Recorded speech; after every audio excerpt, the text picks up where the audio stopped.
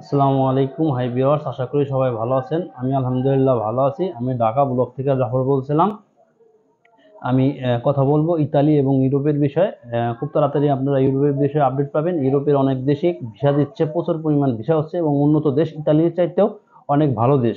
এবং ইতালির চাইতে তাদের স্যালারি, তাদের সুযোগ সুবিধা, তাদের ফ্যাসিলিটি অনেক ভালো। খুব তাড়াতাড়ি এই ব্যাপারে আপনারা ভিডিও পাবেন। তো যাই হোক, আজকে কথা বলবো ইতালির বিষয়ে 2025-এর নুনুস্তার আপডেটের কি অবস্থা এবং নুনুস্তা শহরভিত্তিক যে কোঠাগুলো আছে এই ব্যাপারে কথা বলবো। তো ভালো থাকবেন।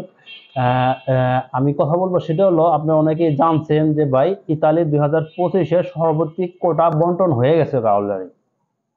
এবং আপনাদের যে শহরে আবেদন হয়েছে, ওই শহরে কি পরিমাণ আবেদন হয়েছে এবং কত কোঠা করছে, আপনারা আপনাদের যে মাধ্যমে জমা দিয়েছেন সেই মাধ্যমে জেনে নেবেন যে কত আবেদন হয়েছে, আপনার কত মিনিটে জমা পড়ছে, আপনার আবেদনটা কি এই আপনার এই কোঠার মধ্যে আছে কি নাই।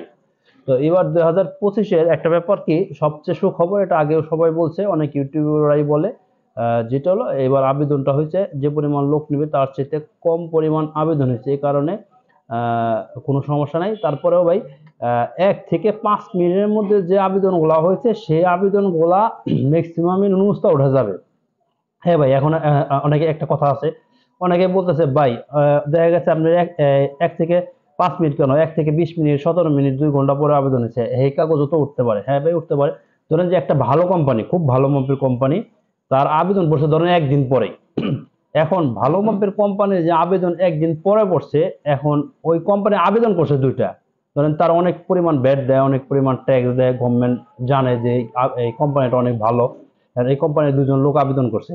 লোক সে 10 জন আবেদনও করতে পারতো, কিন্তু এখন দেখা যাচ্ছে সে 2 জন আবেদন করার কারণে সেই স্পেশাল ভাবে তার এই নুসটা উঠে যাবে, কোনো সমস্যা হবে না। আবার দেখা গেছে আপনার মালিক আপনার আবেদন করছে, ধরেন আবেদন করছে, এখন আপনার মালিকের যে আবেদন করছে 5টা কিংবা 2টা আবেদন করছে, আপনার মালিক তো গভর্নমেন্টকে ব্যাট দেয়, ট্যাক্স দেয়, ভালো পরিমাণ ব্যাট ট্যাক্স দেয়, কোম্পানিটা বড় যে কোম্পানির মাধ্যমে আপনার আবেদন হয়েছে, সেই কোম্পানির আবেদন 2 জন লোক আবেদন করছে, সেই আবেদনই হয়েছে মনে করেন 1 ঘন্টা পরে। তার কি ভাই নুসা উঠবে না? সেই কোম্পানির লোক উঠবে না? যে আপনার যে কোম্পানি, ধরেন যে একটা কোম্পানির সেকেন্ডে আবেদন হয়েছে, এখন তার আবেদন হয়েছে 10টা, কিন্তু গভর্নমেন্ট মনে করলো যে তার লোক লাগবে সর্বোচ্চ 5 জন কিংবা 3 জন। এখন সে যদি আবেদন করে 10টা, এখন তার কি 10টা তো আর দিবে না। কারণ ওই যে কোম্পানি ভালো, অনেক ব্যাড ট্যাক্সে, তার এই ভালো কাগজপত্র সব ঠিক আছে, কাগজপত্র কোনো ঝামেলা নাই, এখন তার আবেদন হয়েছে 2 ঘন্টা পরে, কিন্তু ভাই তার তো নুস্তার হয়ে যাবে। এই জন্য কোনো টেনশনের কোনো কারণ নাই। ইতালি এমন একটা হয়ে গেছে, আমি ইতালি যারা দীর্ঘদিন ধরে আবেদন করতেছে, ইতালি যাইতে পারতেছে না, আমি তাদের সাথে কথা বলছি, তারা একটা মানসিক রোগীর মতো হয়ে, এটা অসুখের মতো হয়ে গেছে যে ইতালি কবে যাবো ভাই, নুস্তা উঠবে কি উঠবে না। ভাই টেনশনের কিছু কারণ নাই, ধৈর্য ধরেন, আল্লাহ পাক উত্তম ফয়সালাকারী, আল্লাহ আপনি একটা ফয়সালা করে দিবেন, কোনো সমস্যা নেই। এবার যারা আবেদন করছেন তাদের জন্য একটা বিশাল সুখবর, সেটা হলো এবার খুব সম্ভাবনা বেশি যে আপনার নুস্তা উঠে যাওয়ার এবং ইতালি চলে যাওয়ার। তো আমি যে ব্যাপারে কথা বলবো, ইউরোপের বিশেষ করে ইউনুস গভর্নমেন্ট আসার পর থেকে এই গভর্নমেন্ট খুব প্রচেষ্টা চালিয়ে যাচ্ছে যে ইউরোপের অনেক দেশ ওয়ার্ক পারমিট ভিসা দিতেছে, এবং ইতালির চাইতেও ভালো অনেক ভালো ভালো দেশ, তাদের স্যালারি রেঞ্জ ভালো, তাদের সুযোগ সুবিধা ভালো, ফ্যাসিলিটি ভালো, দেশও আরো উন্নত।